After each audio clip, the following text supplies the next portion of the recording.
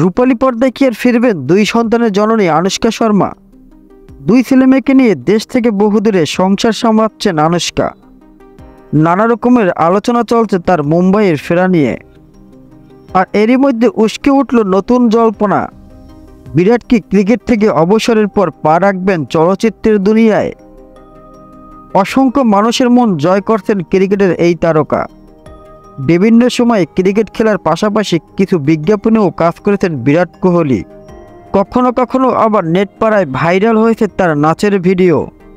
তবে তাকে কখনো অভিনয়ে দেখা যায়নি।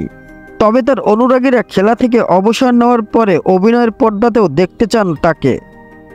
2018-এ অভিনেত্রী অনুষ্কা শর্মার সঙ্গে গাঁটছড়া বেঁধেছিলেন বিরাট। একটি বিজ্ঞাপনের ছবির কাজ করতে গিয়ে দুজনের আলাপ হয়েছিল। সেখান থেকে প্রেম ও বিয়ে। বর্তমানে তারা এক কন্যা ও এক পুত্র সন্তানের বাবা মা।